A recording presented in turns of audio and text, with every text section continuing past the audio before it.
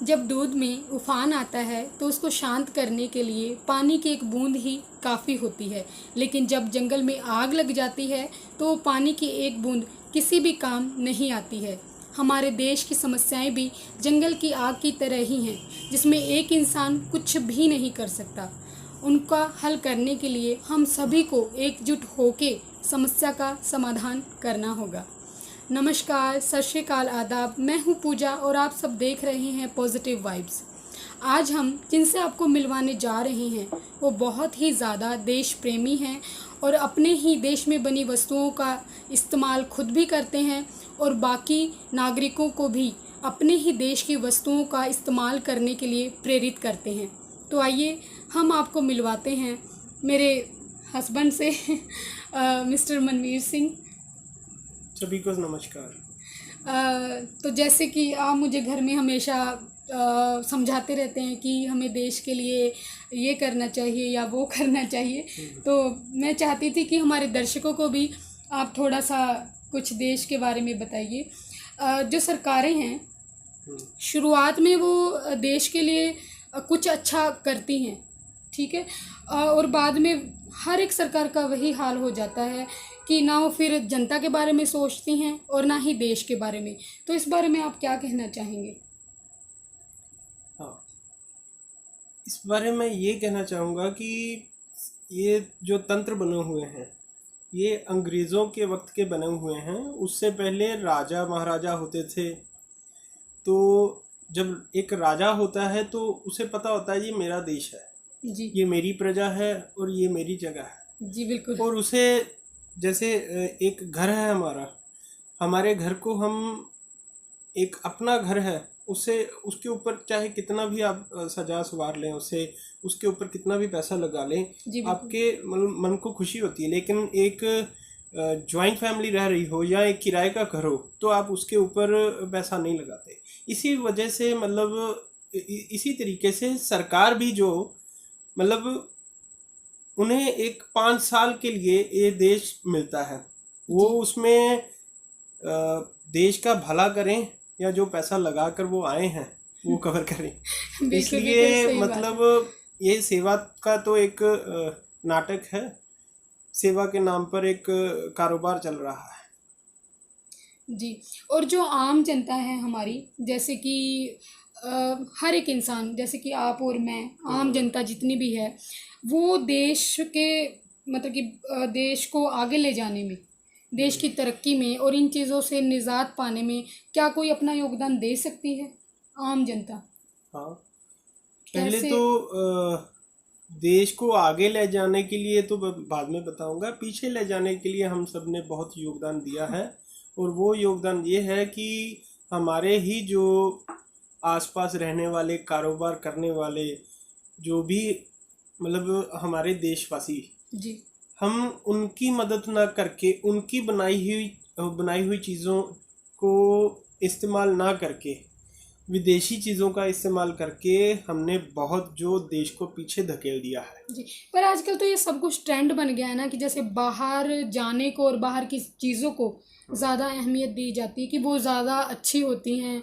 लोगों के ना दिमाग में ये चीज़ घर कर गई है, तो इससे कैसे छुटकारा पाया जाए? घर करनी गई हुई हैं, घर दिमाग में कराई गई हैं बड़े एक ऑर्गेनाइज तरीके से। जैसे कि मतलब टीवी में, मोबाइल्स में, हर जगह एक जहाँ भी आप जाओगे विदेशी कंपनियों के जाहिरात यानी कि एडवर्टाइजमेंट, जी बिल्कुल। हर जगह जब आपके दिमाग में एक ही चीज़ डाली जाए बार बार बार बार बार बार, उसे प्रोपेगेंडा भी मतलब कह सकते हैं कि एक शुरू से ही आपके दिमाग में जी डाला जाए ये चीज़ बढ़िया है, अच्छी है, चाहे वो कितनी भी घटिया हो। जी बिल्कुल। तो मतलब एक झूठ बार बार आपको बताया जाए, बार बार बताया जाए कि नहीं ये सच है, तो आप झूठ को भी सच मानना शुरू कर देते हैं। जी, हमारी जनता कहते हैं ना कि जैसा राजा होगा वैसे ही प्रजा होगी। हाँ, तो वही हालात हमारे देश के हैं, क्योंकि जैसे मोदी जी बाहर की कंपनियों को, या जो भी सरकारें हुई हैं, अकेले मोदी जी का ही नहीं मैं कहूँगी, जो पहले भी सरकारें हुई हैं, सभी हम लोग कहते हैं कि बाहर की कंपनियों को कि आइए हमारे देश में आइए, अपना सामान बेचिए और यहाँ से धन लूट के अपने देश में लेके जाइए। हाँ, जब ये 1947 में जी अंग्रेज यहाँ से गए तो सिर्फ एक कंपनी जिसके लिए मतलब सारा युद्ध चल रहा था, जितने भी क्रांतिकारी मतलब लड़ रहे थे, वो कंपनी थी ईस्ट इंडिया कंपनी। जी और लेकिन जब यहाँ से गए जी तो हर देशवासी के दिमाग में यही था कि ये ईस्ट इंडिया कंपनी भारत को लूट रही है। लेकिन इसी बात का वो फ़ायदा उठाकर ईस्ट इंडिया कंपनी और अंग्रेज यहाँ से तो चले गए, जी लेकिन तब 1947 में अपनी 126 कंपनियां यहाँ पर वैसे की वैसे लगी रहने मतलब लगी छोड़ गए। जो और आज कितना इस ही वक्त हजार, जो 126 कंपनियां 10,000 हाँ से ऊपर हो चुकी बिल्कुल हैं। 10,000 से ऊपर हो चुकी है, तो बहुत ही जो ज़्यादा उस वक्त चिंता का विषय है। अंग्रेज एक साल में जितना लूट रहे थे उससे 50 गुना ज़्यादा अब देश में से ज़्यादा लूटा जा रहा है। जी बिल्कुल बिल्कुल, देखिए ना, जो लोगों की तनख्वाहें हैं, जो वेतन है, वो 2 साल पहले भी उतना ही था और आज भी उतना ही है, लेकिन महंगाई कई गुना ज़्यादा बढ़ चुकी है। तो इसमें कोई आम इंसान देश को आगे बढ़ाने में, क्योंकि उसको तो सारा फोकस कमाने पे है कि अपना पेट भरने पे लगा हुआ है, तो वो देश की चिंता करे या अपनी चिंता करे? दोनों की। हाँ, जी बिल्कुल। क्योंकि बिना देश की चिंता किए जी अगर सिर्फ घर पालने में लगा रहेगा तो भी नहीं चलेगा। जी क्योंकि अगर जो ऊपर बैठे हुए हैं वो इसी तरीके से लूटते जाएंगे तो जैसे अब मतलब पेट्रोल किस भाव हो गया, हर वस्तु का इतना रेट जो बढ़ रहा है वो काबू में ना रहेगा। अब जितना भी पैसा कमा लो, जी जितना जी भी कारोबार खड़ा कर लो, उसमें आपका मतलब काबू बिल्कुल नहीं रहेगा। बिल्कुल। दोनों में आपको चलना पड़ेगा। देश के लिए भी टाइम निकालना होगा।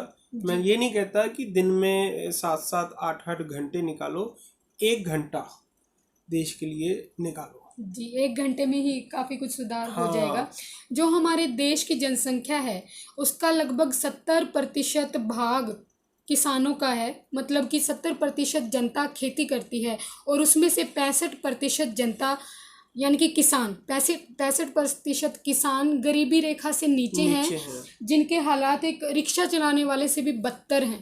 तो मतलब। इतना कुछ होने के बावजूद भी किसान हमारे लिए अनाज उगाते हैं, तो उनका हमें ऋणी होना ये चाहिए। बिल्कुल, ये मतलब बहुत बड़ी बात है कि इतनी मुश्किलें सहकर भी जी मतलब जितना भी वो उसमें खेत में काम करते हैं हम, उसे जो एक रिक्शा वाला एक दिहाड़ी बनाता है उसके बराबर भी वेतन नहीं बन पाता उसे। लेकिन फिर भी वो और कुछ ना चुन के यही काम हमारे लिए कर रहा है, हमारा पेट भरने के लिए कर रहा है, तो उस वो तो बहुत जी बिल्कुल, उनके जो पास भी ऑप्शन, अगर वो चाहें तो ऑप्शन हो ही बहुत सकता है सारे उनके ऑप्शंस पास। हैं। वो बाहर चले जाएं ज़मीन बेचकर, वो कोई कारोबार कर लें, वो यहाँ तक कि एक सरकारी स्कूल का चपरासी भी लग जाए तो जो वो खेत में काम करके पैसा एक दिन में बना रहा है, जी उससे ज़्यादा वो एक दिन में एक चपरासी बन के कमा सकता है। जी बिल्कुल, अगर ये चीज़ें किसान सोचने लगे तो शायद आज हम लोगों को रोटी ना ही नसीब हो।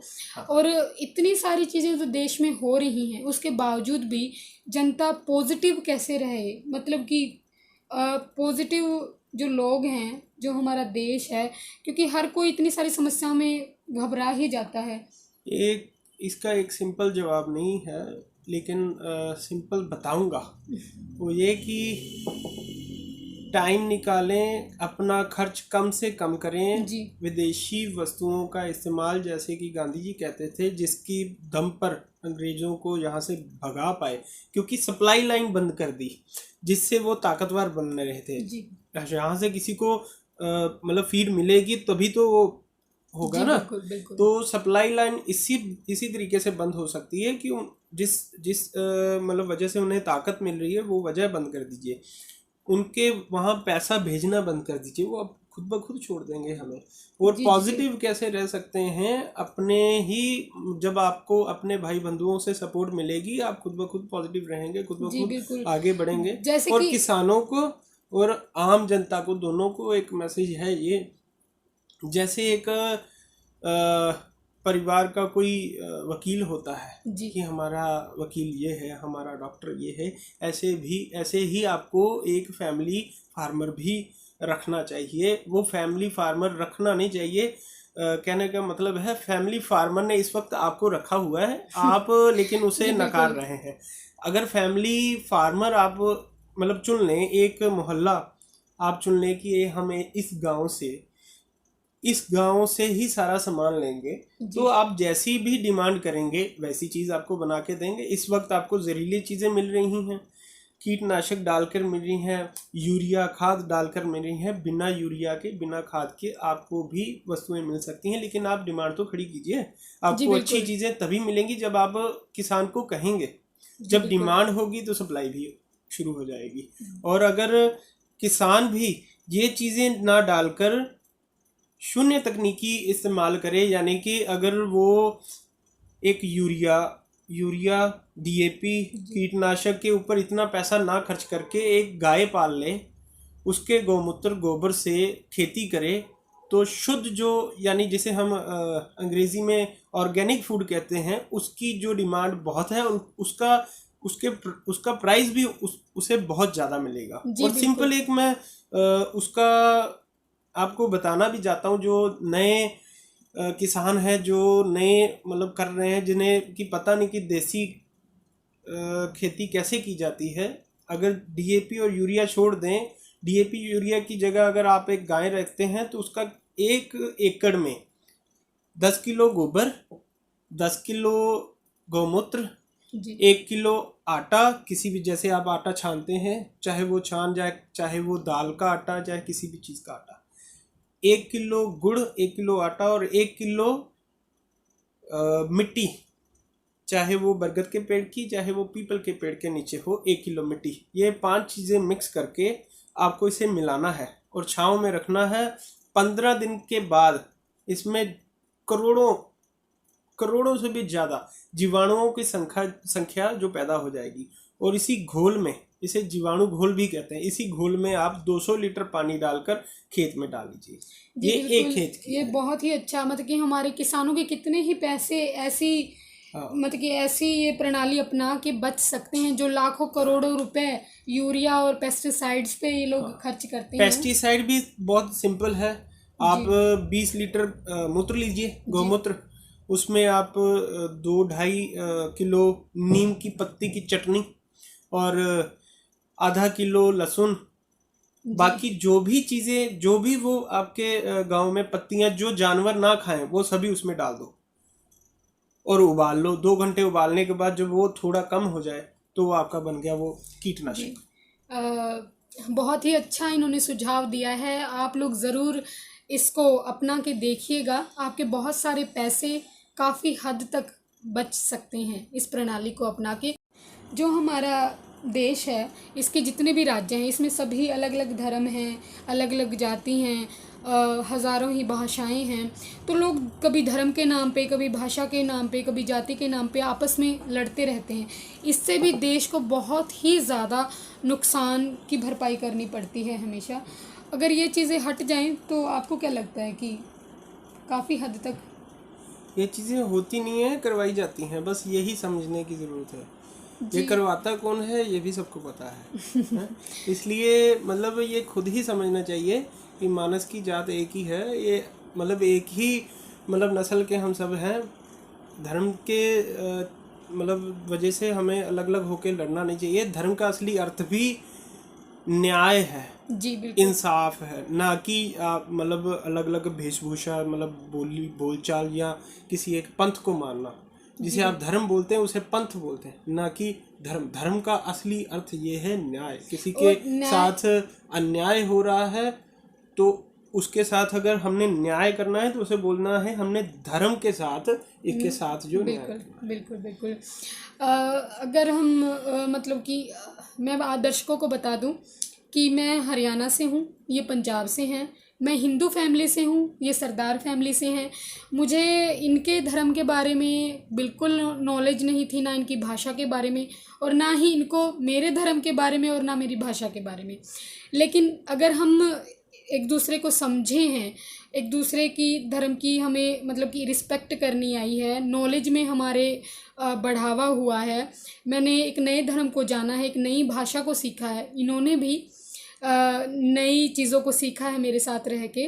और अगर हम आपस में धर्म के नाम पे, भाषा के नाम पे लड़ते रहते तो क्या कभी हमारा घर बस सकता था?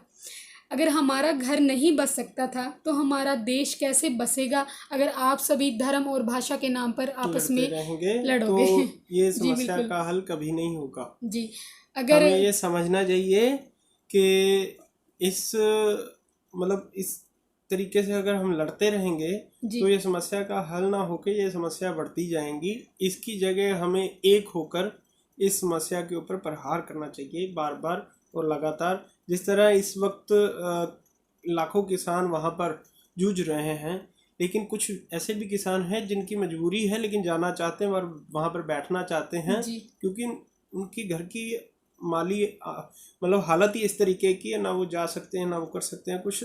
लेकिन अगर सारे एकत्रित हो जाएं, जिनकी अगर खेती के रिलेटेड कुछ नहीं भी है, अगर वहाँ पर बैठें तो ये समस्या का हल जल्द से जल्द हो सकता है। जी अगर आपस में ऐसे ही लड़ेंगे तो हम लोग आगे कैसे बढ़ेंगे?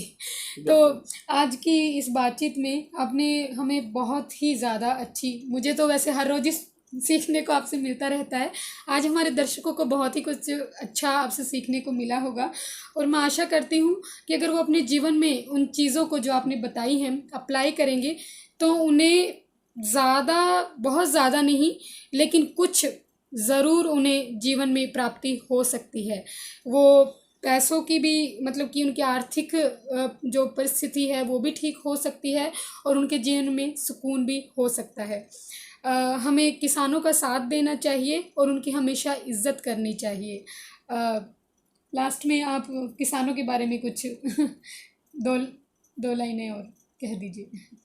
किसानों के बारे में ये कहूँगा कि अगर किसान नहीं होगा तो हम नहीं होंगे। जी बिल्कुल बिल्कुल। किसान को अगर हम सपोर्ट करेंगे तो किसान तो हमारा हर वक्त सपोर्ट करता ही आ ही रहा है। जी जी किसान को जैसी आपकी ज़रूरतें हैं आप बताइए, वो पैदा करके देगा। पहले भी एक एक गांव में 2-2 हज़ार वस्तुएं पैदा होती थी, जी आज और भी हो सकती हैं। आज भी हो सकती हैं, बिल्कुल बिल्कुल, आपने बिल्कुल ही और सही कहा। किसानों के लिए भी ये मैसेज है कि वो एक अंग्रेजी तंत्र से ना फंस के हर एक चीज़ अपने खेत में पैदा करे, ना कि एक भाई हमने एक लेबर क्लास रख ली, लेबर वाला बंदा रख लिया है, जी जी वो वो आप झोने का एग्जाम्पल देते होते हो अक्सर मुझे। धान या आपको वो गेहूं लगा कर कहते आप होते घर हैं पे कि बैठ जाते हैं, आप कहते होते ना कि मंडी में किसान अक्सर बोलते हैं फेंक कि के आते हैं।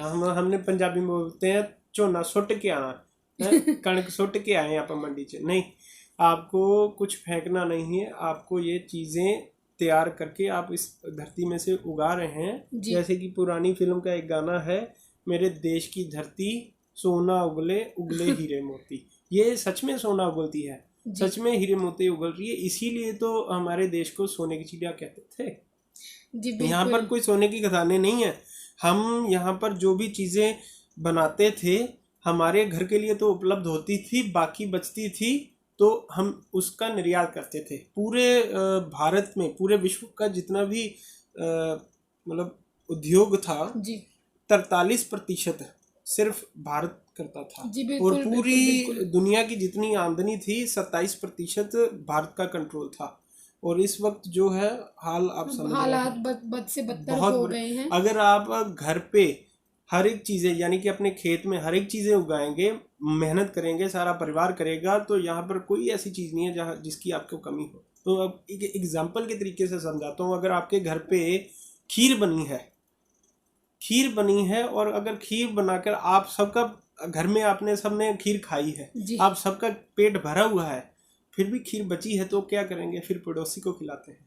इसी तरीके से जो मतलब पहले हम करते थे, जब हमारे पास सब कुछ था तो जी बाकी जो बचता था उसका हम निर्यात करते थे। और बाहर से, क्योंकि उस वक्त नोट नहीं चलते जी थे, बाहर बाहर जो से बचा, हम जो बचा है वो पड़ोसी देश को हम दें, ना नहीं कि देते पहले। थे। नहीं, मेरे कहने का ये मतलब था कि जी उस वक्त पैसे नहीं थे, जी लेकिन जो वस्तु विनिमय की वो चीजें थी वो सोना चांदी थी। जी तो जी बाहर से जो आता था वो हमें, हम अगर यहाँ से किलो के हिसाब से कपड़ा भेजते थे, जी वहाँ किलो के हिसाब से सोना आता था। जी बिल्कुल तो बिल्कुल। इतना सोना आया, इतना सोना आया, ना कि यहाँ पर कोई सोने की खदानें या यहाँ पर सोना नहीं थी। बाहर से हम मतलब बिजनेस करके ही सोना लाते थे।